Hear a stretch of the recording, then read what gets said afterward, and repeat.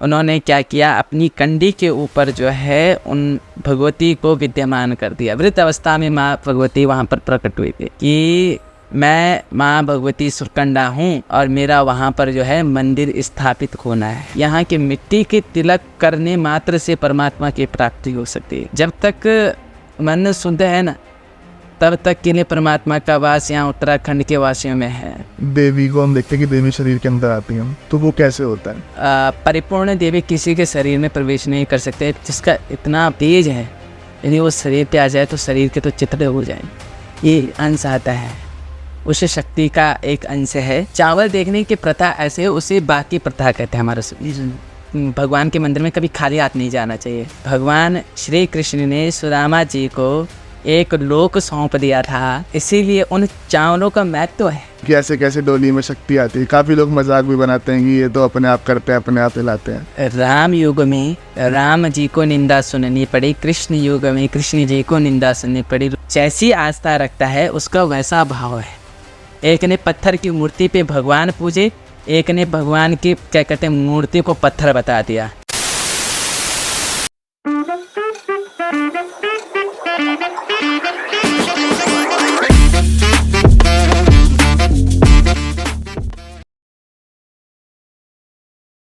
नमस्कार, स्वागत है आप सबका मिस्टिकल टॉक्स के एक और नए एपिसोड में। और मैं आशा करता हूँ आप सब बहुत ही अच्छे होंगे। और दोस्तों, आज के एपिसोड में जो मेहमान हमारे साथ मौजूद है, सबसे पहले मैं उनका स्वागत करना चाहूँगा। उत्तराखंड के प्रसिद्ध सुरकंडा देव डोली उपासक श्री अजय बिजलवान जी, बहुत बहुत स्वागत है। प्रणाम। जय माँ सुरकंडा, जय चामुंडा। जय।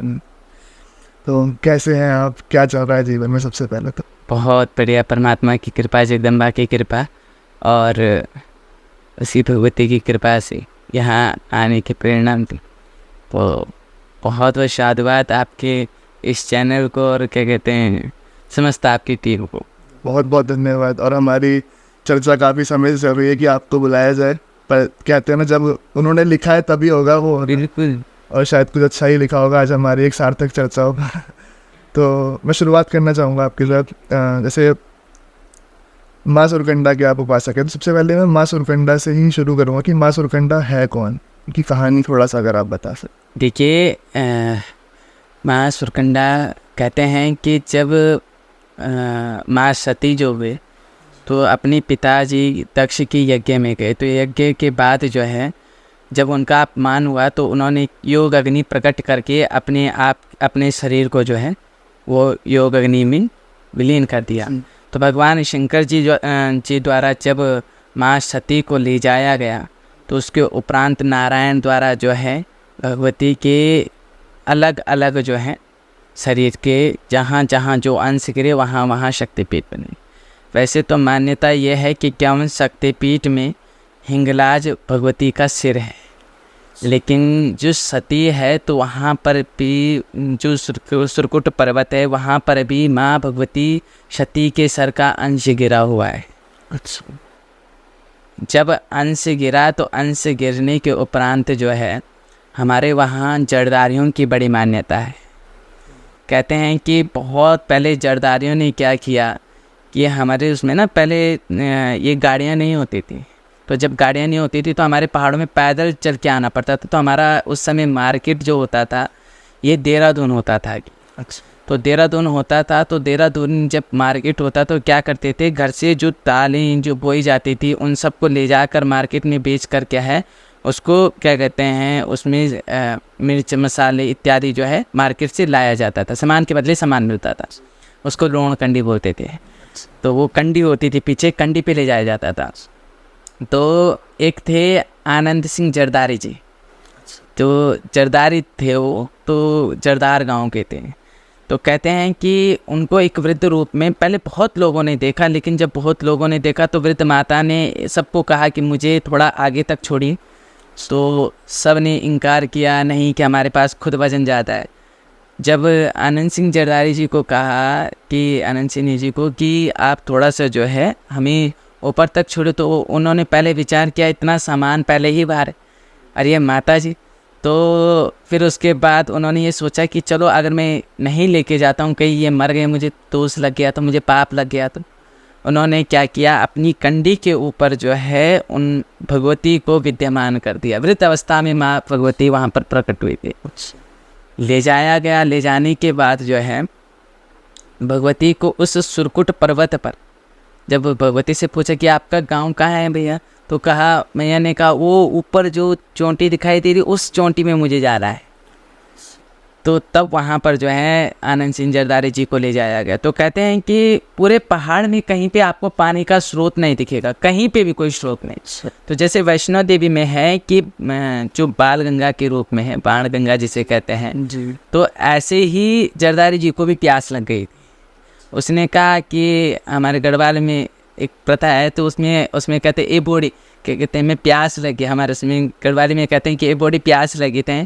तो कहते हैं कि बाबा रुक जा, वहाँ पीछे जाना, उस पीछे पहाड़ के पीछे ना पानी की एक स्रोत है, वहाँ से। उन्होंने कहा इस पहाड़ पे, कहा कि हाँ कि पानी का स्रोत है। तो वो ना माता को वहाँ पर बिठा करके पानी लेने के लिए चल जाते हैं। कहते हैं माता ने अपने एक बाण से जो है वहाँ पर सिर्फ इतना सा छिद्र है वो, और उतने से छिद्र से जो है पानी रिसता है, अभी भी रिसता है वहाँ, सिर्फ वहीं पे रिसता है। तो उन्होंने अपनी प्यास बुझाई। माँ भगवती को बोला, ऊपर देखा तो कोई था नहीं, क्या कहते हैं, कोई घर नहीं, कुछ नहीं। उसने कंडी उतारी तो कहा कि यहाँ कहाँ है घर, तो पीछे देखा तो कोई था ही नहीं। तो वो डर गए। डरने के बाद जो है घर आए। तो घर आने के उपरांत जो है बड़ा ये रहा कि कौन थे। तो जिन को भगवती ने बोला था कि मुझे लेकर चलो, प्लस आनंद सिंह जरदारी जी को कहा कि सपने में रात को आ गए कि मैं माँ भगवती सुरकंडा हूँ और मेरा वहाँ पर जो है मंदिर स्थापित होना है, मंदिर स्थापित होना है। पूरी अपनी वृत्तांत बताया कि मैं सती का अंश हूँ। तो उसके बाद जो है कहते हैं कि पांडवों द्वारा भी यहाँ पर जब भ्रमण किया गया तो पांडवों द्वारा भी ये पाया गया कि यहाँ पर माँ सती का अंश है। एक प्रथा और है कि कहते हैं कि एक बार इंद्र का जब सिंहासन डोलने लगा, जब असुरों का बहुत ज़्यादा जो है असर पड़ने लग गया, तो देवादिदेव इंद्र को जो है देवादिदेव महादेव जी ने और ब्रह्मा जी ने, विष्णु जी ने एक ही सलाह दी, आप जाओ और वहाँ पर सुरकुट नामक एक पहाड़ है, वहाँ पर जो है आप साधना करो, आप शक्ति की आराधना करो। इंद्रदेव को कहा, अच्छा, त्रिदेवों ने इंद्रदेव को कहा कि आप जाइए वहाँ पर, आप जो है इस समय अगर आप साधना आराधना करते हैं तो आपसे शक्ति प्रसन्न होगी, क्योंकि वहाँ शक्ति का एक अंश है, एक महिमा होनी थी, एक लीला होनी थी। उस मंदिर का जो है आगे जाकर जो विस्तार होना था, तो उसके लिए एक महिमा जागी। तो इंद्र जी ने वहाँ पर जो है तपस्या करी। तपस्या करने के तदुपरांत जो है एक शक्ति ज्योत के रूप में प्रकट हो गई।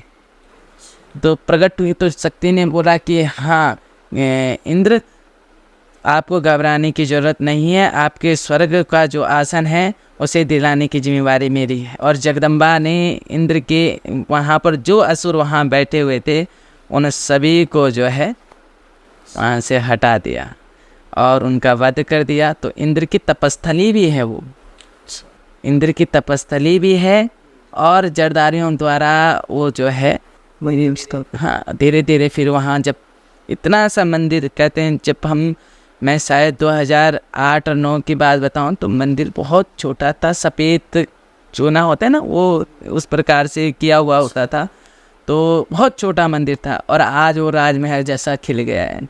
उस जगदम्बा की कृपा है, हर चीज़ में समय लगता है, हर चीज़ में वो होता है, पर महत्व में बहुत है।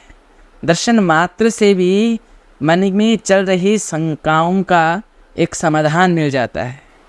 इंसान कहता है परमात्मा के पास जाने से क्या होता है, कहते हैं कि परमात्मा के पास जाने से जो मन में बेचैनी रहती है ना, वो बेचैनी ख़त्म हो जाती है। चाहे हम कितनी भी इस समय किसी भी अवस्था में हैं, क्या परेशानी है, क्या दिक्कत है, वो परमात्मा के पास जाकर वो मन की संतुष्टि प्राप्त हो जाती है। वहाँ पर इंसान को महसूस होता है कि हाँ हम कहीं सही जगह आ रखे हैं। तो वो इंद्र की तपस्थली है, जरदारियों द्वारा वो मंदिर स्थापित है, वहाँ के पुजारी लेखवार हैं। अच्छा, जैसे हम देखते हैं कि उत्तराखंड के अंदर एक डोली की प्रथा है, तो ये डोली की प्रथा कैसे शुरू हुई? देखिए, डोली की प्रथा जो है, आपने सुना होगा नंदा देवी। नंदा देवी सुने होंगे, तुंगनाथ सुने होंगे। कहा जाता है नंदा देवी जब जाती है तो उनको डोली के रूप में ही लेके जाया जाता है। आपने देखा होगा कि बाहर भी ऐसे नहीं कि हमारे उसमें, बाहर भी जब किसी देवता को ले जाया जाता है तो उनके ऊपर जो है एक डोली के रूप में प्रतिष्ठित करके उनको ले जाया जाता है। चल विग्रह कहते हैं उसको। तो चल विग्रह जाता है। तो हमारे गढ़वाल में ये परंपरा शुरू से रही कि चल विग्रह को ले जाया जाता था। ले जाने के बाद उनको जो है हरिद्वार स्नान करा करके, जैसे दिशा ध्यान होती थी तो वो चल विग्रह उनके घर पे जाती थी, दिशा ध्यानों को मिलती थी। दिशा ध्यान हमारे उसमें कहते हैं जैसे कोई स्त्री है, जिस ग्राम की वो देवी है और वो स्त्री जो है कि वो बालिका जो है अन्य ग्राम में विवाहित हो गई और उसे अपने मायके की बहुत ज़्यादा खुद लगती है, तो वो क्या करते हैं कि क्या कहते हैं मायके को मिलने जाती है। लेकिन जब ग्राम देवी बाहर आती है तो ग्राम देवी को न्योता भेजती है कि हे ग्राम देवी, आप मेरी मायके की माँ हो, एक जन्म की माँ तो वो हैं और आप धर्म कर्म सब चीज़ की माँ आप हैं, तो आप भी मुझे मिलने के लिए आना। तो एक बहुत बड़ा रिवाज है कि हमारे उसमें देवताओं को देवता के स्वरूप में ही नहीं मानते, हमारे उसमें देवताओं को जो है माँ पिता के रूप में तुल्य में पूजा जाता है। यहाँ पर क्या है, जो दिशा ध्यान होती है वो बुलाकर उनको मिलती हैं और उनको जो भेंट प्रसाद होता है हमारे उसमें चूड़ा बुखड़ा अखोड़, तो इन सब को अरसे रोटाने, तो जैसे एक लड़की को विदा किया जाता है ना, उस प्रकार दिशा ध्यान मिलने के बाद माता को विदा करती है। ये प्रथा है, देव डोली की प्रथा यहाँ पहले से रही।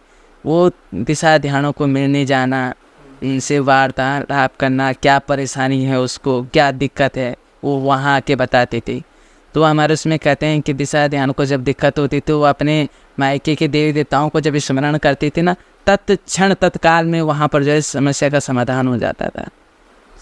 ये देवभूमि है, यहाँ ये होना बड़ी, मतलब मैं समझता हूँ कि देवभूमि में ये चमत्कार होना, यहाँ देवताओं का प्रकट होना, ये आम सी बात है। क्यों? क्योंकि पहले से ही देवताओं ने यहाँ वास किया। भगवान श्री कृष्ण जी से ले लो, जब भगवान ने सब चीज़ कुरुक्षेत्र महाभारत जब प्रारंभ किया तो दक्षिण से किया, मतलब कैसे, हरियाणा में जाकर और वृंदावन में लीला रची, बरसाने में लीला रची, फिर भगवान मथुरा गए, मथुरा को जाने के बाद जो है भगवान ने द्वारिकापुरी निर्माण की, द्वारिकापुरी जो है ध्वस्त हो गई। उसके बाद भगवान ने सोचा कि अब जाया कहाँ जाए, तो भगवान ने कहा कि उत्तर दिशा की तरफ जो है सभी देवता जागृत हैं। यहाँ हिमालय जागृत है, आपको खड़ा हिमालय दिखेगा, वो जागृत है। हिमालय में बसने वाले शिव भगवान, आपने सुना है कि शिव भगवान जो है कई अन्य स्थान में जो है विद्यमान हो गए, नहीं, हिमालय में कहा जाता है जो भी क्या कहते हैं प्रार्थना करता है तो कहते हैं हिमालय तो केदारम, क्या कहते हैं भगवान की स्तुति की जाती है तो हिमालय तो केदारम। हिमालय में केदार है, ऐसी वर्णन आता है कि भगवान केदार के रूप में साक्षात विद्यमान है, हिमालय में विद्यमान है। तो फिर यहाँ माँ भगवती सती का, माँ भगवती पार्वती का जो है यहाँ पर जो है मायका है।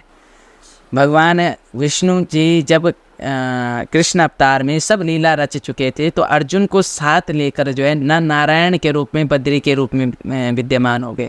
बद्री विशाल में भगवान न नारायण के रूप में 2 पर्वत हैं, उन पर्वतों के रूप में विद्यमान है। तो जब सब लीलाएं सब देवताओं ने रची, लीला रचने के बाद जो है उसके उपरांत वहाँ सब जो आए तो वो उत्तराखंड में आकर बस गए। तो ये उत्तराखंड देवभूमि है। भगवान ने लीला रची, राम जी ने लीला रची, लीला रचने के बाद जो है भगवान देवप्रयाग में आए थे, रघुनाथ जी का मंदिर है। तो यहाँ भगवान जो है यहीं पर भगवान ने कहा कि अब जो है ये स्थान हमारी साधना का है, अब हमने बहुत लीला रची थी, अब हम गमन किए तो उत्तराखंड में स्थान। ऐसे हम देखते हैं कृष्ण जी ने पांडवों को भी यहीं भेजा था तपस्या के। मोक्ष की सीढ़ी का जो द्वार है वो उत्तराखंड है, यहाँ से स्वर्ग शुरू हो जाता है। उत्तराखंड ही स्वर्ग है ऐसा मानना चाहिए। अब तो खैर क्या कहते हैं, जिस प्रकार से मैं देखता हूँ वातावरण जिस प्रकार से हो गया, दूषित हो गया, लोग परमात्मा को कुछ समझ नहीं दे रहे हैं, टूटी मूर्तियाँ मैं रोडों के किनारे देख रहा हूँ। मैं परमात्मा को जो है यूँ ही जो आस्था से बने परमात्मा है उन पर जो है संदेह की दृष्टि से देखना, ये सब महसूस करते हुए देखता हूँ तो मैं समझता हूँ धीरे धीरे धीरे धीरे ये स्वर्ग की सीढ़ी जो है उत्तराखंड से भी विलुप्त हो जाएगी। यहाँ जागृत है, जहाँ उत्तराखंड की सीमा लगी वहाँ उसकी मिट्टी का तो मैं कहता हूँ मस्तक पर तिलक करना चाहिए। यहाँ की मिट्टी के तिलक करने मात्र से परमात्मा की प्राप्ति हो सकती है। अच्छा, एक चीज़ मैं और जानना चाहूँगा, ऐसे आप इतनी कम उम्र में आप कैसे देवडोली के उपासक बने? कह सकते हैं कि हमारे पूर्वजों का आशीर्वाद कह सकते हैं, पूर्व जन्म का प्रारब्ध कह सकते हैं। हमारे उसमें ना छोटे छोटे बच्चे होते हैं ना, तो छोटे छोटे बच्चों पे देवता अवतरित हो जाते हैं। अगर किसी को कोई समस्या है, जैसे चल रहे हैं और चलते चलते उसने कहा अरे मैं बड़ा परेशान हूँ, पता नहीं क्या होगा, क्या कहते हैं कैसे होगा पता नहीं, मेरा इष्ट मेरी सुन भी नहीं रहा है। तो इष्ट बड़े पे क्यों, बड़े पे तो संदेह किया जा सकता है, एक बाल्यावस्था का बच्चा क्या जानता है इस चीज़ को। तो 4 वर्ष के 5 वर्ष के बच्चे पर भी यहाँ देवता अवतरित हो जाता है। देवता अवतरित होकर वो चीज़ बता देता है जो वो बात कर रहा होगा, मन के अंदर जो बोल रहा होगा वो चीज़ पहले बोल देगा। अरे वो उस व्यक्ति से परेशान, उस जगह से परेशान है, तो छोड़ इस चीज़ को, मैं तेरे साथ बैठा हूँ ना, तो इतने समय से जो है मेरे स्थान में दर्शन करने के लिए नहीं आया, या फिर ये अवस्था तूने जो है यहाँ पर तूने गलत कार्य किया था, इस गलत कार्य को सुधारने के तदुपरांत तुझे लाभ होगा। और सत्य में होता है। एक बड़ा रहस्य है उत्तराखंड के विषय में कि यहाँ जब बाल्य अवस्था से जो है परमात्मा उनकी कृपा का पात्र बना देता है, फिर वो धीरे धीरे धीरे धीरे बड़ी अवस्था में जाता है। यदि उसने उस शक्ति को संजो दिया तो परमात्मा आजीवन उसके पास है। लेकिन अगर उसने उसका दुरुपयोग किया, या फिर कहें या फिर उस शक्ति को जो है उसने गलत ढंग से किसी के विरुद्ध करना प्रारंभ कर दिया, तो वो शक्ति धीरे धीरे उस शरीर को छोड़ना प्रारंभ कर देती है। जब तक मन शुद्ध है ना, तब तक के लिए परमात्मा का वास यहाँ उत्तराखंड के वासियों में है। इस दिन मन में विकृति आ गई, इस दिन मन में जो है भोग अभिलाषा इत्यादि जागृत हो गई, उस दिन परमात्मा छोड़ होता है। ये यहाँ महिमा है। अच्छा, तो आपका प्रवेश कैसे हुआ इस? कहते हैं कि जब मैं 4 वर्ष की आयु में था, अच्छा, तो ऐसे ही कोई घटना जो है हुई। एक घटना, हमारे रिलेटिव में किसी की शादी हो रही थी, तो शादी हो रही थी, तो फिर उसके बाद जो है वहाँ पर सब बैठे हुए थे, तो एक ना महिला थी, तो अपने परिवार के अपने ही अंदर रिलेटिव्स में शादी हो रही थी, तो वो ऐसे ही बैठे हुए थे तो उनके मन में विचार चल रहा था कि मेरे बेटे की भी शादी होती, मेरा सारा काम होता। दिल्ली रहते थे वो। अब मैं ऐसे ही बैठा हुआ था, पता नहीं क्या वो आया कि तेरे कृपा प्राप्त हुई। मैंने उनको जो है पीछे से ऐसे हाथ से थपथपाया और कहते हैं कि मैंने उनको बोला, मुझे खुद पता नहीं, क्योंकि उस अवस्था मेरे लिए शून्य की अवस्था है, उस समय मुझे कुछ पता नहीं चलता। कहा कि तू ये सोच के, इतनी बड़ी तो काली के भक्त ने उसको कहा, उस पर माँ भगवती काली का आवेश आता था। कहा कि इतनी काली की पूजा करने के बाद, इतने करने के बाद तुझे लाभ क्यों नहीं है? तो जो उसके विषय में बताया कि तूने ये त्रुटि करी, इस त्रुटि के उपरांत जो है तेरा सारे कार्य रुक गया है, तू जा, अभी जा यहाँ से। शादी से भगा दिया कि जा तू अभी जा, अभी जा। अभी जाने के बाद तुझे जो बोला वो करके आ, और करने के उपरांत जो है, और कहा साल भर के अंतर्गत तेरा ये कार्य होगा। वो कार्य हमें भी किसी को ज्ञात नहीं था, किसी को भी स्मरण नहीं था 4 वर्ष के बाद की अवस्था क्या होती है, और पता नहीं चला कि क्या बोला। सब जितनी महिलाएं वहाँ पर बात करे तो वो मेरे चेहरे पे देखने लग गए थे। तो फिर मेरे ताऊजी ने मेरी माताजी को कहा, नहीं, इस बच्चे को संभाल के रखो, इस बच्चे पे कोई ना कोई आवेश तो है। इसने जो बात कही, ये बात तो किसी को पता ही नहीं थी, कैसे क्या बोल गए और क्या इसने बताया, क्या इसके मन में आया। वो स्त्री तुरंत तत्क्षण गए और सत्य बात में साल भर के बाद वो जो समय दिया था उस समय के अंतर्गत वो कार्य हो गया। और अब क्या हुआ कि ताऊजी ने कहा, अब मेरे घर वाले डर गए, क्योंकि उन्हें ये पता था कि भगवती सुरखंडा का जो है आवेश तो है, क्योंकि पहले मेरी माता जी पे था। अच्छा, तो होता है ना ससुराल में कि स्त्री पे देरी नहीं आनी चाहिए, गलत है। तो उसके बाद क्या हुआ कि जैसे ही घर मेरी माता जी ने सुना कि ये चीज़ हो गई, मेरी माता जी ने मेरा हाथ पकड़ा, मुझे शादी में रुकने नहीं दिया, घर लेके चले गए। घर लेकर गए। उसके 6 महीने बाद वो जो माता जी के जिनके विषय में बताया था, वो चावल लेकर हमारे घर पे आ गए कि आपको बच्चा कहाँ है। मेरी माता जी ने कहा कौन सा बच्चा, कैसा बच्चा, मुझे नहीं पता। खे गए। वो समय था, अब तक का समय था, मैंने अपने स्कूल से घर जाना, घर से स्कूल जाना, इसके अन्यत्र मैं कहीं नहीं जानता था।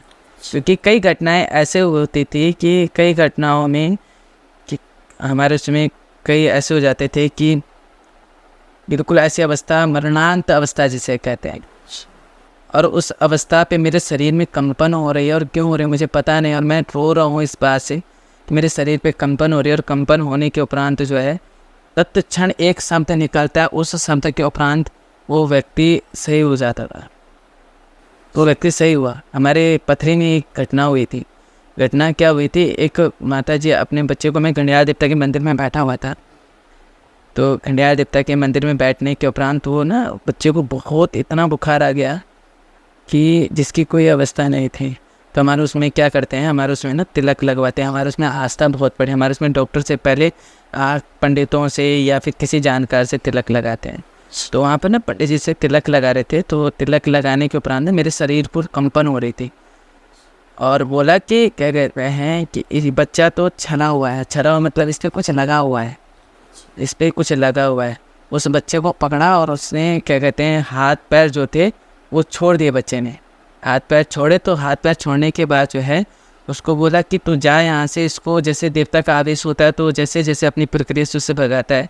उस समय मेरी अवस्था 8-9-10 वर्ष की रही होगी, इतनी रही होगी जहाँ तक मुझे याद है। वो बच्चा अभी भी है, वो बच्चा पथरी में अभी भी है, पवारों में है वो बच्चा।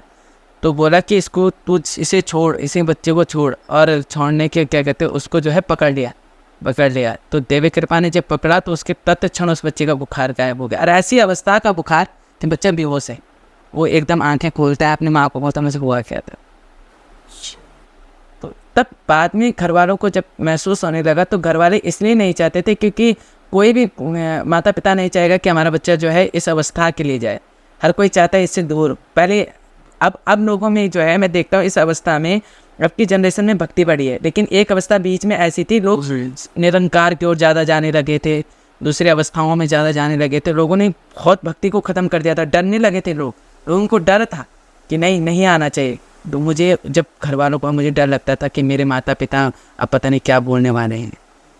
मुझे तो कसमें दी गई कि इस बात से कि कोई आता था कि उसको ना हमारे साथ सिर्फ मंदिर में जल ले जाने के लिए, और मंदिर में जल ले जाने के बाद में मुझसे पूछते थे मेरा आगे क्या होगा, और मुझे डर लगते थे, मैं नहीं बोलता था जो था, लेकिन मेरे घर वालों ने कसमें दिला रखे थे। ये शुरू तब से हुआ जब से घर वालों, अब देखो एक चक्र होता है, परमात्मा को जो कराना होता है वो कराता है। मैं एक चीज़ महसूस करता हूँ, ये शायद प्रारब्ध रहा। मैं पथरी का रहने वाला, हरिद्वार में संस्कृत महाविद्यालयों से भरा हरिद्वार, यहाँ एडमिशन के लिए आता हूँ, मुझे यहाँ एडमिशन नहीं मिलता है। क्यों? क्योंकि यहाँ से आना जाना घर का होना था। अब घर का होना तो ये प्रक्रिया नहीं होनी थी। यहाँ मैं इंटर कॉलेज करके अपना जो है हाई स्कूल जब मैंने पास कर लिया था, हाई स्कूल पास करने के उपरांत मेरी जिज्ञासा जाएगी कि मुझे ब्राह्मण बनना चाहिए, मुझे पंडिताई करनी चाहिए, मुझे व्यास बनना चाहिए, मुझे भागवत करनी चाहिए। एक मन में जिज्ञासा, मैं शुरू से ही मन में जिज्ञासा थी। तो हरिद्वार में कहीं पर भी मुझे विद्यालय नहीं मिला। उसके उपरांत जो है विद्यालय मिला, किसी के थ्रू बताया कि दर्शन महाविद्यालय एक है, आप वहाँ एडमिशन कराए। आप दर्शन महाविद्यालय, तो दर्शन महाविद्यालय में गए। दर्शन महाविद्यालय में हॉस्टल फुल, एडमिशन हो गया लेकिन हॉस्टल फुल। अब रहने की व्यवस्था कहाँ? बगल में एक आश्रम है, उस आश्रम में बच्चे और रहते हैं। कहा कि ठीक है उस। अब क्या हुआ, उस आश्रम में एक घटना ऐसी हुई थी कि कोई लड़का था तो उस पर ना कुछ लग गया था। तो लगने के उपरांत जो है वो अजीब हरकतें कर रहा था, और मैं अपने दूसरे बेड पे सो रखा था। यहाँ उसने चिल्लाना शुरू किया। और यहाँ जैसे हमारे उसमें कहते हैं ना देवी की किंकवाल मान, तो हमारे उसमें जो है देवी प्रकट हो गए। देव प्रकट होकर उसके पास जाते हैं और तब पता लगता है कि उसने जो है ये पूर्णानंद घाट है, तो पूर्णानंद घाट में जाकर जो है कुछ सेवन किया होगा। सेवन करने के उपरांत वो चीज़ उसके साथ वहाँ से आ गई और उस पर वो लग गया, मतलब हमारे समय मर छाया बोलते उसे, मौन छाया लग गई। अब मर छाया लग गई तो उसकी क्या कहते हैं हालत खराब। तो तब मुझसे पूछा लड़कों ने कि आप कौन हो, तो बताया कि करना हूँ। तो उस समय अवस्था बता दी थी कि ऐसा है कि आगे का भविष्य हमें मेरे साथ जुड़ रखे हैं। आपने कई बार वीडियो में भी देखा होगा पुजारी सचिन देवराज जी को। तो उनको क्या हुआ कि उनको बोला, उनके भाई नितिन को बोला कि भाई तेरा एक भाई है। कहा कि हाँ, कि क्या कहते हैं कि एक छोटा भाई है तेरा, वो मेरे मंदिर का पुजारी बनेगा। अच्छा। और बोला कि तुम धीरे धीरे करके एक देव डोली के प्रति आस्था रखोगे, धीरे धीरे करके उस देव डोली के प्रति आस्था से मैं जो हूँ लोगों का भला करूँगी। अब ये बात घर में कैसे बताएं, घर वालों ने, तो घर वाले तो वहाँ से उठा के ले आते, बात दब गई वहीं पे। वो चक्र चांद पता नहीं क्या घूमा, कैसे घूमा, हमें भी आज भी ज्ञात नहीं होता कि ये हुआ क्या। लेकिन करने वाले ने कराना होता है ना, समझने वाला नहीं समझ पाता है, लेकिन करने वाले ने कराना होता है। हम आज भी नहीं समझ पाते ये चक्र चाल हुआ क्या है, चक्र चला कैसे। और आज वो चक्र है कि लोगों के अंदर सुरकंडा देव डोली दिव्य विद्यमान है। ना जाने कितने लोग उससे लाभान्वित हो चुके हैं, ऐसे जिनकी श्रद्धा भी इतनी अटूट हो चुकी है कि कहते हैं ना कि एक नए युग का प्रारंभ हो रहा है। इस समय आप समझ सकते हैं कि नए युग का प्रारंभ हो रहा है। क्यों? क्योंकि बीच में ऐसी अवस्था आ गई थी, मैंने कहा ना, बीच में बिल्कुल भक्ति ख़त्म हो गई थी। अगर आप आप अपने पूर्व जाएं तो अपने माता पिताजी से पूछे तो एक समय उन्होंने कहा कि सिर्फ दीपक और धूप करो, अन्यत्र कुछ करने। और आज वही माता पिता कहते हैं नहीं, आज सोमवार है व्रत लो, आज मंगलवार है ये करो, आज नहीं। क्यों? क्योंकि बीच में सब खत्म हो गया था, बीच में सिर्फ डरने लगे थे, बीच में सिर्फ यह हाथ जोड़ो बस, उतना बहुत है। लेकिन अब नहीं, यहाँ भी जाना है, इस देव स्थान पे भी जाना है, राम मंदिर का भी उद्घाटन करना है, राम मंदिर को भी निर्माण होना है। इसके बाद जो है कई ऐसी चीज़ें हैं जो इस 2000 के बाद से होना प्रारंभ हुआ। अच्छा, जैसे हम देखते हैं कि देवी को हम देखते हैं कि देवी शरीर के अंदर आती हैं, तो वो कैसे होता है? देखो, परिपूर्ण देवी किसी के शरीर में प्रवेश नहीं कर सकते, इतना क्या कहते हैं, मैं भी इस चीज़ को स्वीकृत करता हूँ। और आवेश आता है, अंश मात्र आवेश आता है। सोचो, ये अंश मात्र इतना है, और जिसकी इतनी ऊर्जा है, जिसका इतना तेज है, यदि वो शरीर पे आ जाए तो शरीर के तो चित्र हो जाएंगे। ये अंश आता है, उस शक्ति का एक अंश है जो सुरकंडा रूप में है, और उस सुरकंडा रूप में जो है वो अंश रूप में शरीर में प्रवेश करता है। वो अंश ऐसा नहीं कि नहीं आता, बिल्कुल आता है। आप किसी भी संत से मिलिए, मैं अगर किसी भी संत को यदि उनकी भक्ति करें ना, और वो भक्ति में इतने लीन हो गए कि उन्होंने परमात्मा की प्राप्ति कर ली, तो आप महसूस करिए, उनके सामने आप भगवान का गायन करें, आप उनको देखेंगे तो उनके आंखों में अश्रुधारा है और उनका शरीर कंपन कर रहा है। वो भागवता आवेश आ रहा है, वो जगदम्बा का आवेश है, उसके जिसके प्रति, जिस आराध्य के प्रति उसका भाव है, वो परमात्मा उसको स्पर्श कर रहा है। स्पर्श करने के मात्र से जो है हमारे उसमें ढोल सागर की बड़ी प्रक्रिया है। जब ढोल सागर जागृत होता है तो उसमें ना देवताओं को बुलाया जाता है। तो ढोल सागर में जो है उस सावर मंत्र का भी प्रयोग होता है। तो सावरी विद्या वेदोक्त मंत्रों द्वारा उसके एक निर्माण हुए हैं। उन्हें बुलाया जाता है कि आप आइए और इस कष्ट के विषय में बताइए, उसके बाद जो है उसका निवारण कीजिए। तो वो भागवता आवेश आता है, वो एक अंश है जो अंश आपको स्पर्श करेगा, और वो अंश आपको जब स्पर्श करेगा ना, तो एक चावल देखने की प्रक्रिया उत्तराखंड में बहुत है। वो आपको बिना किसी के बताए आपको बता देगा, आप आए चलते, आपका कारण क्या था, आप किस लिए आए थे। जो जांचने के लिए आता है तो उसको जांचने का भी ये पता लग जाता है कि हाँ मैं जांच के बहुत बड़ी गलती कर दी। उसको भी विषय में पता लग जाता है कि हाँ। थोड़ा सा इस प्रथा के बारे में बता, चावल देखने की जो है। चावल देखने की प्रथा ऐसे उसे बाकी प्रथा कहते हैं हमारे उसमें।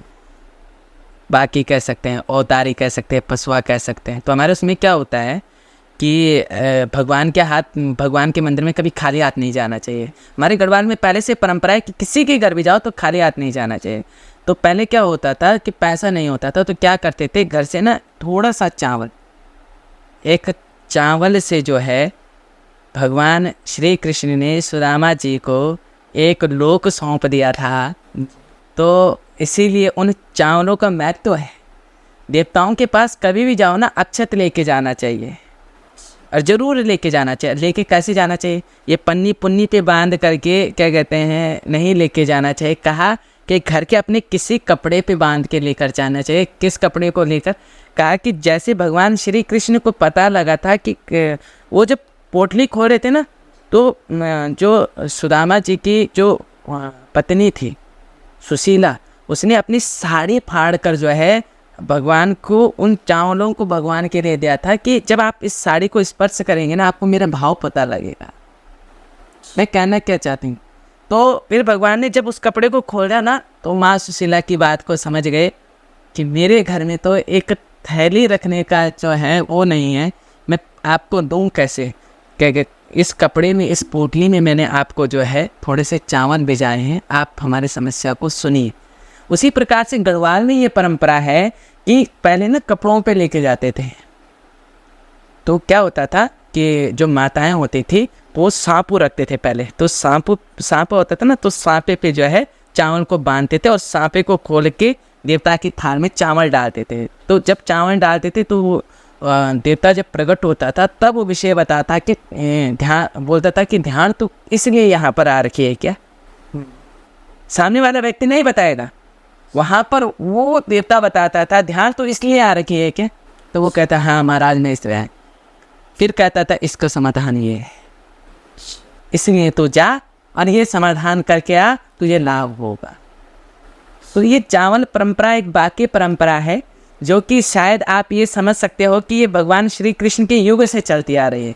और इसका रिवाज निभाया किसने, उत्तराखंड वालों ने। कैसे, इस परंपरा को आगे तक, इसी चावल की प्रथा को, हमारे दरबार में आज भी नियम है कि आप भेंट रखो ना रखो, आप 10 रुपये रखो ना रखो, लेकिन इतना सा चावल अपने घर के जो आप यूज करते होंगे, ऐसे नहीं कि मार्केट से आप खरीदें, नहीं मार्केट से नहीं, अपने घर से जो आप अपनी व्यथा लेकर आ रखे हो तो आप अपने घर से लेकर आइए।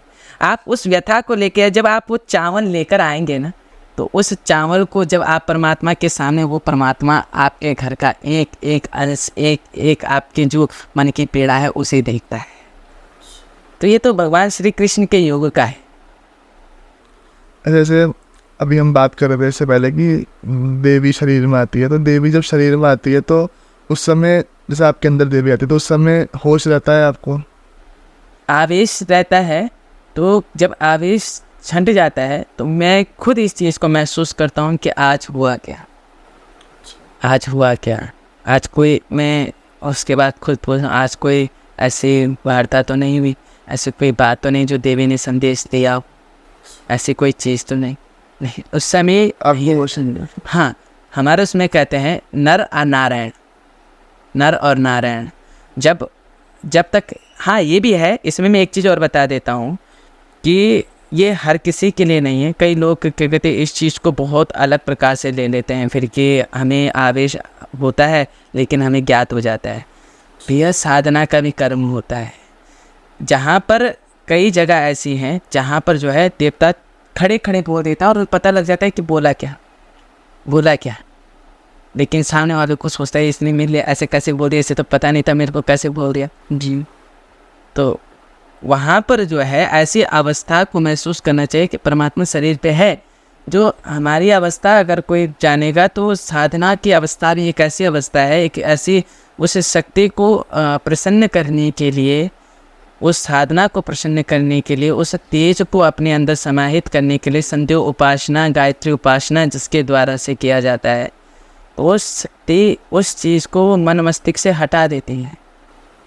ये कर्म है। अन्यत्र जिन पे आवेश आता है, जिन्हें ज्ञात होता है, वो इस चीज़ को माइंड मत करें कि मुझे क्या कहते हैं आवेश आता है लेकिन मेरे को स्मरण तो सब रहता है।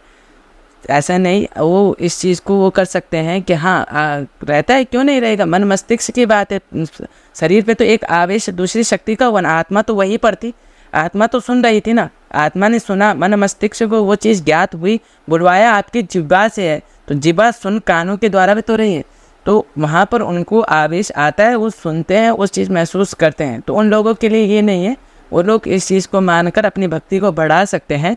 इस चीज़ को वो नहीं कर सकते कि मेरे पे आवेश आता है, कहीं ऐसा तो नहीं कि मेरे पे कोई ऐसा नहीं सोचना चाहिए। कई लोगों को हुआ है मेरे साथ ऐसा ना कि हमें भगवता आवेश आता है, लेकिन आने के बाद जो है, क्योंकि हमारे गढ़वाल में ये परंपरा है, अगर नवरात्रे डाले हैं तो मंडाण जरूर लगेगा। मंडाण में घर की जो देवी होगी, कुल देवी, वो जरूर नाचेगी, वो आएगी, बिल्कुल आएगी, शरीर पे आवेश होगा।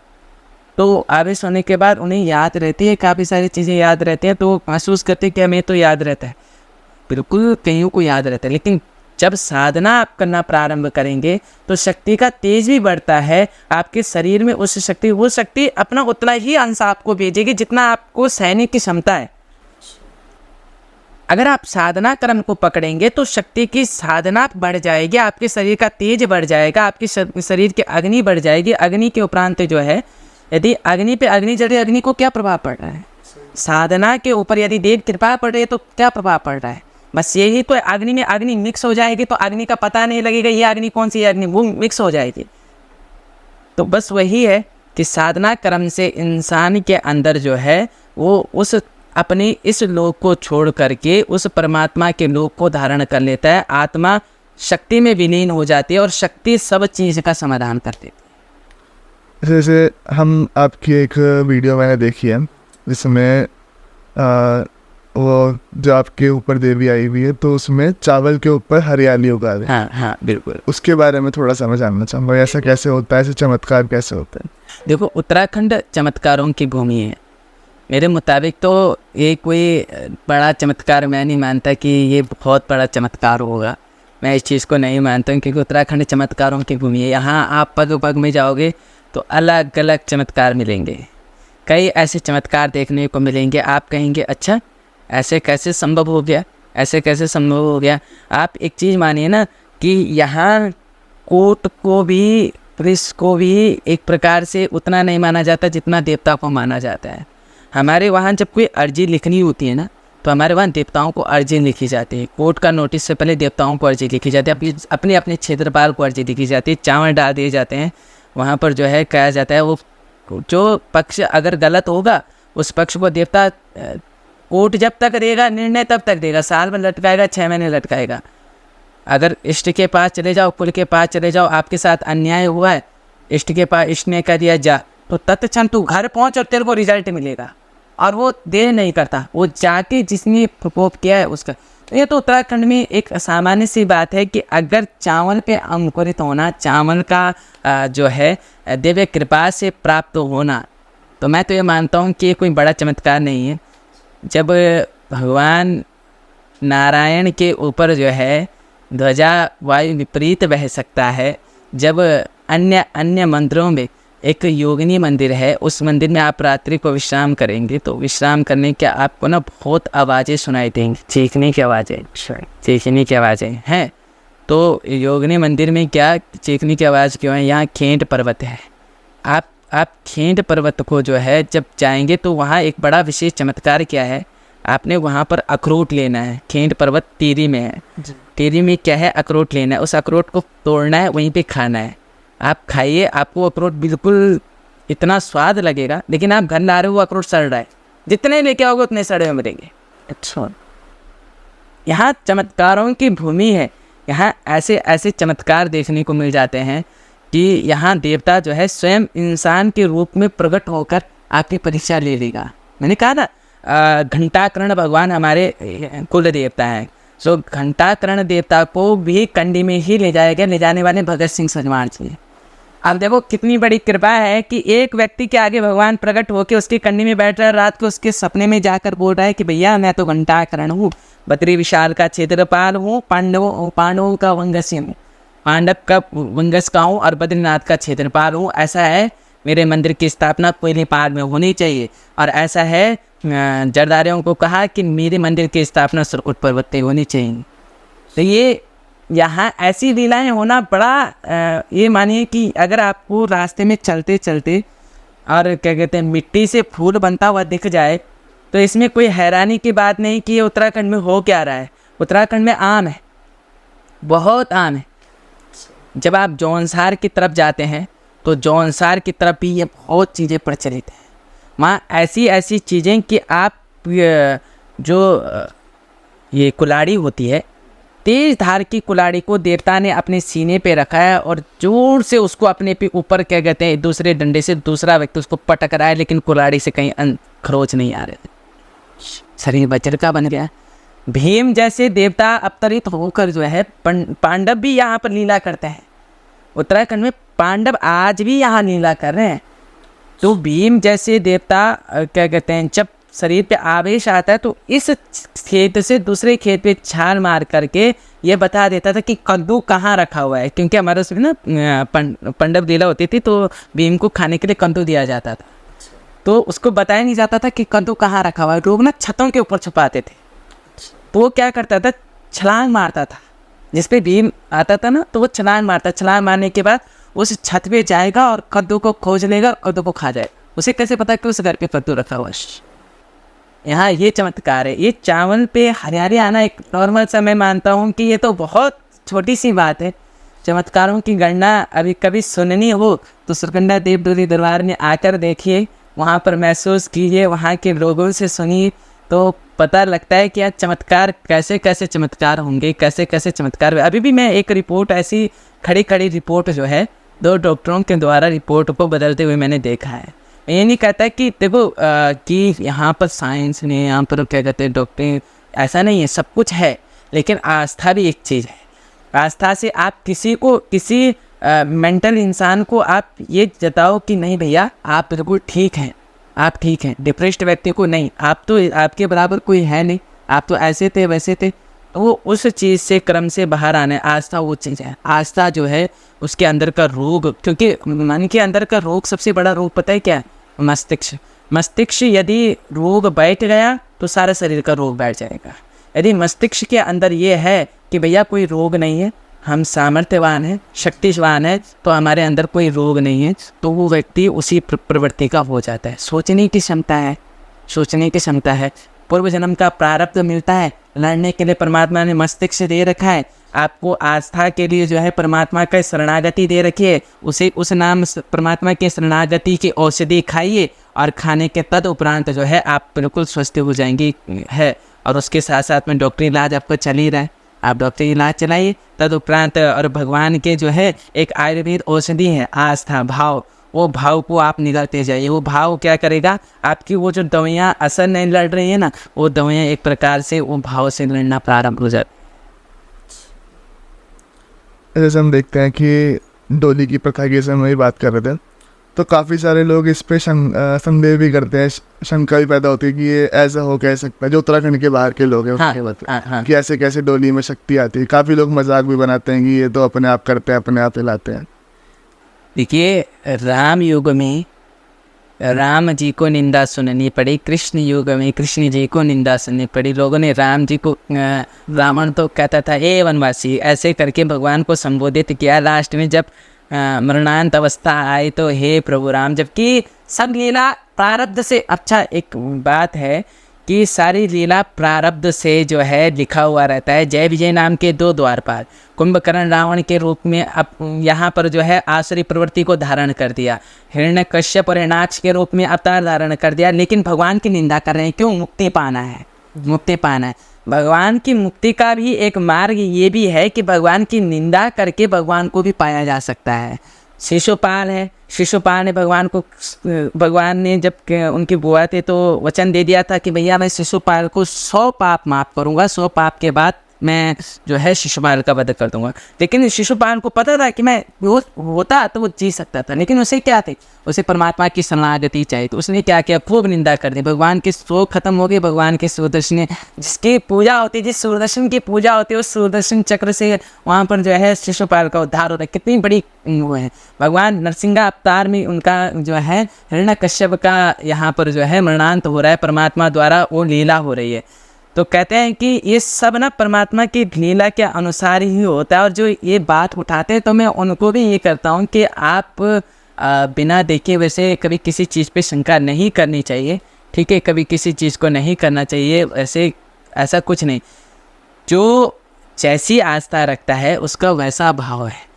एक ने पत्थर की मूर्ति पे भगवान पूजे, एक ने भगवान की क्या कहते हैं मूर्ति को पत्थर बता दिया, एक ने गंगा माई को गंगा बताकर जो है उसका जल अपने को चरणामृत के रूप में जो है धारण किया, एक ने उसी पे वस्त्र धोकर जो है उसे साधारण जन मान दिया। बस इतनी सी तो बात है, मानने न मानने पे बात है, ये चीज़ें होती हैं। मैं कह रहा ना उत्तराखंड चमत्कारों की भूमि है, बहुत चमत्कार यहाँ ऐसे मिलेंगे जो पग पग पे होंगे। गौमुख के आगे पीछे कहाँ से गंगा निकल रही है किसी को पता नहीं, लेकिन गौमुख से गंगा निकल रही है। भैया उत्तराखंड में चमत्कार है, पीछे किसी को पता नहीं क्या कहते, लेकिन गौमुख से गंगा निकल रही है। सरस्वती माता को श्राप मिला था कि आप जो है वहाँ से विलुप्त हो जाओगे, आगे जाकर आप जो है निकलोगे। तो ऐसे कैसे कि भैया वहाँ का लिखा हुआ, और सच में यहाँ जो है भगवती को जब श्राप मिला तो श्राप मिलने के बाद जो है यहाँ विलुप्त हो गई। कहाँ गई? नीचे से आवाज़ पूरी आती, आवाज़ पूरी। तो ये तो चमत्कारों की भूमि, यदि मानेंगे तो मानने के लिए यहाँ बहुत कुछ है, बहुत कुछ, जिसे शायद पूरा जन्म बीत जाएगा, लेकिन उत्तराखंड के चमत्कारों के विषय में, उत्तराखंड के देवी देवताओं के विषय में समझ नहीं पाएगा मनुष्य। अच्छा, जैसे हम देखते हैं कि उत्तराखंड में कुल देवता कुल देवी, अभी आप भी इतना बता ही रहे हो उसके बारे में, थोड़ा इसी पे चर्चा करना चाहूँगा आपसे। कुल देवता कुल देवी ये होते कौन है? कहते हैं हमारी पीढ़ी दर से पीढ़ी जिस इष्ट आराध्य की पूजा की जाती है वो कुल देवता के रूप में हमारे परिवार में पूजे जाते हैं। जैसे हम बिजलवाण हैं तो हमारे कुल देवता घंटाकर्ण भगवान हैं। तो कहते हैं बिज्जू के बिजलवाण और सज्जू के सजवाण। प्रगट सिंह सजवाण लेकर गए थे भगवान को कंडी पे, ठीक है। तो कंडी पे लेकर जाने के बाद जो है वहाँ पर जो है जब लेकर गए तो भगवान की आरती आप कौन करें, क्योंकि जो सजवाण हैं वो क्षत्रिय वंश के हैं और भगवान की पूजा जो है वो ब्राह्मण वंश के किए जाते हैं। तो बिज्जू की बिजलवाण वहाँ कोयली पट्टी में बिजलवाण होते थे, तो कोयली पट्टी के बिजलवाणों ने भगवान की आरती करे। तो बिज्जू के बिजलवाण तो उनके इष्ट कुल देवता जो हैं वो हो गए। इष्ट देवता हमारे नागराज हैं। नागराज मतलब उत्तराखंड में आप ये मानिए 100 में से 80% लोगों के इष्ट देवता सिर्फ नागराज हैं। क्यों? क्योंकि शेम नागराजा की भूमि, बाबा बद्री की भूमि, ये जो भूमि है ये भूमि जो है मतलब सेम नागराजा के आप देखेंगे तो हर मोड़ टेढ़ा मेढ़ा मिलेगा। तो हमारे उसमें कहते हैं कि ये टेढ़ा मेढ़ा मोड़ ना ऐसे ही नहीं है, क्योंकि हमारे लोगों के अंदर आस्था है। तो हम लोग क्या कहते हैं, अब कई लोग कहेंगे अरे ये तो बहुत ज़्यादा ऐसे वहमी लोग हैं, लेकिन ये एक आस्था है कि हमारे उसमें कहते हैं टेढ़े मेढ़े जो रोड दिख रहे हैं ना, टेढ़े मेढ़े रोड नहीं है। भगवान शेष नाग ने अपने ऊपर जो है इस पृथ्वी को क्या कहते हैं धारण किया हुआ है, ठीक है। 9 नागों की संरचना हुई थी और भगवान ने जो है नाग रूप में जो है यहाँ पृथ्वी को पृथ्वी को, अब साइंस ने भी इस चीज़ को मंजूरी थी। कैसे? जब साइंस ने ऊपर से पृथ्वी को देखा, कहा एक नाग आकृति की चीज़ जो है वो पृथ्वी को अपने ऊपर रखी हुई है। एक ऐसा वो है क्या कहते हैं जो पृथ्वी घूम रही है, वो पृथ्वी ऐसे घूम रही है कि किसी कोई नाग आवेश के रूप में एक ऐसे पर्वत की श्रेणी बोल लीजिए या फिर कोई श्रेणी है जिसने पृथ्वी को अपने ऊपर रखा हुआ है, और वो पृथ्वी तब वहाँ सूर्य के चक्कर लगा रही है, उसी आवेश में जो है चक्कर लगा रही है। तो अब वो नाग आवेश में, और हमारे शास्त्रों में कह दिया था अरे कि क्या कहते हैं नाग रूप में भगवान ने जो है पृथ्वी को अपने ऊपर धारण किया हुआ है, ठीक है। तो हमारे यहाँ टेढ़े मेढ़े जो बातें होते हैं तो हमारे उसमें कहते हैं ये नागराज है, और हम नागराज के पीठ में जो है भ्रमण कर रहे हैं, पीठ पे भ्रमण कर रहे हैं। ये पूरा उत्तराखंड टेढ़ा मेढ़ा है, तो यहाँ टेढ़ा मेढ़ा जाने का मतलब क्या है कि यहाँ नागराज की कमर के ऊपर हम जो है यहाँ पर विचरण कर रहे हैं। तो आस्था का विषय है, कुल देवता हमारे घर घर में हर किसी का होगा। वैसे तो उत्तराखंड के बाहर भी है, हर किसी का कुल देवता है, हर किसी का कुल देवता है। कुल देवता अलग होता है, इष्ट अलग होता है। इष्ट, कुल, ग्राम, स्थान, देवता ये अलग अलग होते हैं, ये अलग अलग होते हैं। तो इष्ट देवता जो होता है वो पूरे उसमें जो है पूरे परिवार का इष्ट अलग होगा, कुल देवता अलग होगा, ग्राम देवता जो ग्राम का देवता होगा, स्थान देवता जो जहाँ पर हम रह रहे हैं उस स्थान का देवता होगा, स्थान देवता। तो वो सारी चीज़ें जो है इसमें सम्मिलित हैं। कुल देवता की बात रही तो कुल देवता हर किसी के अपने अपने कुल देवता हो सकते हैं। अलग अलग देवता हैं कुल देवता, यहाँ एक ही नहीं है, सबके अलग अलग देवता हैं। ऐसे ऐसे देवताओं के नाम आपको सुनने को मिल जाएगा जिनको आपने कभी सुना नहीं होगा। माँ भगवती नंदा का एक भाई है लाटो, लाटो देवता कहते हैं, ठीक है, हम उन्हें लाटो देवता कहते हैं। तो लाटो देवता, और हमारे उसमें गढ़वाल में ना क्या कहते हैं, जैसे कोई बच्चा होता है तो वो मतलब बहुत सीधा होता है, तो हमारे उसमें गढ़वाल में पता है उसे क्या कहते हैं, लाटो है। तो मतलब एक उसको उस देवता की श्रेणी दे दिया, तो लाटू तो मतलब बहुत सीधा, बहुत वैसे है, बहुत माता के लिए बहुत जिसे कहते हैं ना क्षेत्रपाल है, जो माता का रक्षक होगा तो कैसा बिगड़ा, लेकिन लाटू देवता है, बहुत वैसा देवता है। तो कईयों को कुल देवता है, कईयों को कुल देवता है। तो ऐसे बहुत कुल देवता हमारे उत्तराखंड में बहुत है, अलग अलग है, जिसके जो वंश हुए। सुरकंडा के वंश में जरदारी हुई, तो जरदारियों के क्या कहते हैं कुलदेवी माँ सुरकंडा हो गई, ठीक है। अब जो है क्या कहते हैं कुलदेवी माँ सुरकंडा हो गई, पुजारी लेखवार हुए तो उनकी कुलदेवी माँ सुरकंडा हो गए। और हमारे परंपरा में मेरे माँ के मायके के देनी है, ये मेरी माँ के मायके की देनी है। और ये मेरे बूढ़े नाना जी जो थे वो इसी कर्म को करते थे जो कर्म मैं कर रहा हूँ। मतलब ये मेरी पीढ़ियाँ हैं, ये पीढ़ी दर पीढ़ी से है, और आज क्या कहते हैं उस पीढ़ी को मैं निभा रहा हूँ। जैसे हम देखते हैं कि एक आखिरी सवाल मेरा आपसे है। हाँ। जैसे हम देखते हैं कि आजकल ना हर कोई परेशान है। हाँ। तो इसके पीछे कारण क्या है? क्योंकि हम देखते हैं आजकल हर दरबार में भीड़ बहुत है, हर कोई परेशान है। देखो सबसे बड़ा कारण अगर मैं बताऊं तो एक तो पूर्व जन्म का प्रारब्ध बताऊंगा, दूसरा बताऊंगा डगमगाती हुई आस्था। डगमगाती हुई आस्था बहुत बड़ा, मैं देखता हूँ ना कि अभी आपको एक बात बताता हूँ कि जैसे मतलब कोई व्यक्ति है वो किसी दरबार में गया, उसने वहाँ आस्था अपनी अर्जी लगाई, उसका वो कार्य हो गया, फिर उसने दोबारा अर्जी लगाई, उसका कार्य नहीं हुआ, तो वो क्या डगमगा कर दूसरे दरबार में प्रवेश कर जाएगा, दूसरे भगवान को पकड़ लेगा। आज उसने दुर्गा को पकड़ा, वो कल काली को पकड़ेगा, कल काली को पकड़ा फिर हनुमान को पकड़ेगा, फिर हनुमान जी को पकड़ने के बाद फिर श्री राम को पकड़ेगा, श्री राम को पकड़ने। तो आस्था जब डगमगाती है तो इंसान परेशान हो जाता है। लेकिन जब आस्था एक पे अटूट रहती है, नहीं अगर तारने वाले तू है तो मारने वाले भी अब तो है, मुझे तार या मार, मेरी आस्था अब तेरे से जुड़ गई, मैं तेरे से जुड़ गया, तो अब तो भैया चाहे प्राण चले जाएं पर तेरे चरण नहीं छोड़ूंगा। और प्राण जाएंगे और मेरा कार्य सिद्ध नहीं होगा तो उसका सबसे बड़ा लांछन तेरे पे लगेगा, क्यों मैं तेरे पे आस्था रखता था। फिर परमात्मा को भी ये होता है, अरे जब मैंने किसी भगत को निराश नहीं किया, ठीक है, तो फिर इसको कैसे कर दूँ। तो भगवान उसकी ज़रूर सुनता है, लेकिन तब जब उसकी आस्था, क्यों आस्था के लिए तो परमात्मा परीक्षा लेता है, आस्था के लिए ही तो परीक्षा लेता है। बस इतना ही समझाऊंगा कि जब जन्म देने वाली माँ को आप माँ कहते हो तो आस्था कैसे डगमगा सकती है।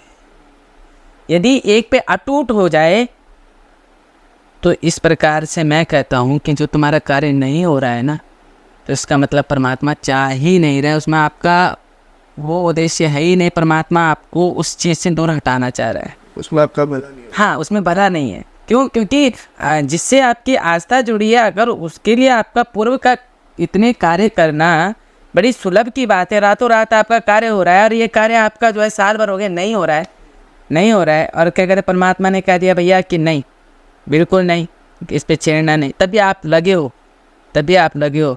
तो मैं मानता हूँ कि फिर ये बात आस्था जब डगमगाती है तो इंसान और परेशान हो जाता है। क्यों?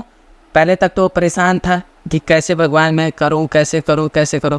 फिर भगवान ने कह दिया भैया देखो ये चीज़ नहीं हो सकती है, इस चीज़ से आप नहीं कर सकते। फिर वो दूसरे दरबार में गए, फिर दूसरे दरबार में जाने के बाद उसको कहा भैया आप एक काम करो, इस निवारण को करो, निवारण करने के उपरांत आपका काम होगा। अब वो थोड़ी सी आस है कि उस देवता ने भी कहा भैया मेरे पास आ रखा है, थोड़ा सा इसको आस दिखा देते हैं। जहाँ पर उसको 1 लाख रुपया आना था, वहाँ पर जो है भगवान ने 1000 रुपये दिला दिए। उसके मन में आस था जाके, उसने भगवान ने कहा नहीं इसके प्रारब्ध में नहीं दिखाए, चलो 1000 रुपये तो मैं अपनी तरफ से दे ही सकती हूँ, अपनी क्या कहते तिजोरी से दे दूँगी, तो 1000 रुपये दिला दी, ठीक है। लेकिन क्या कहते हैं अब जो है उसने कहा कि अब मैंने इसको एक बार करके इतना बेनिफिट हुआ तो मैं इसको करूँगा तो कितना बेनिफिट होगा। उसे करा के उसने अपना और पैसा उसमें वो 1000 रुपये से उसने 10,000 रुपये उस पर लगा दिए। अब 10,000 जब उसने उस पर लगा दिए तो फिर वो 10,000 क्या वो 10,000 में डूब गए, कार्य भी नहीं हुआ। क्यों? क्योंकि कई सारी चीज़ें ऐसे परमात्मा करता है जो हमारे हित में नहीं होती हैं, तो उस चीज़ को हमें स्मरण रखना चाहिए। लेकिन जहाँ आस्था एक बार अटूट हो गई वहाँ से भटकना नहीं चाहिए। बस आस्था का मेन है, आस्था है सब कुछ संभव है। तो अजय जी बहुत बहुत धन्यवाद। सबसे पहले तो आपने आज अपना कीमती समय दिया और बहुत ज़्यादा मज़ा आया, आनंदित हो गया यहाँ का वातावरण हमारे स्टूडियो का आपको यहाँ पर पाकर, और बहुत ही सुंदर चर्चा रही आपके साथ। धन्यवाद, बहुत बहुत धन्यवाद। मैं ये महसूस करता हूँ कि लोगों के, मेरा एक ही उद्देश्य है कि लोग आस्थावान बने अपने धर्म के प्रति, अपने इष्ट देवताओं के प्रति। मेरा एक ही संदेश रहता है हमेशा कि भैया मत भटको, अपने को इतना सजग कर दो कि यदि मरने और तारने के लिए जिस माँ ने जन्म दिया है उस माँ से भटक नहीं जाओगे तो दूसरे माँ से कैसे भटक सकते हो। जहाँ आस्था है, एक बार आस्था बना ली, उस आस्था को टूटने मत, चाहे मरणांत अवस्था आ जाए। जी बहुत बहुत धन्यवाद। प्रणाम, जय माता। और मैं आशा करता हूँ आप लोगों को ये एपिसोड अच्छा लगा होगा। अच्छा लगा है, जुड़ जाइए चैनल के साथ में, ऐसे ही बहुत सारी पर्सनैलिटीज़ आती रहेगी और हम उनसे अलग अलग नए नए विषयों पर चर्चा करते रहेंगे और नई नई बातें जानते रहेंगे। मैं मिलूँगा आपसे अगले एपिसोड में, तब तक के लिए जय हिंद, वंदे मातरम, जय श्री राम, जय माता दी।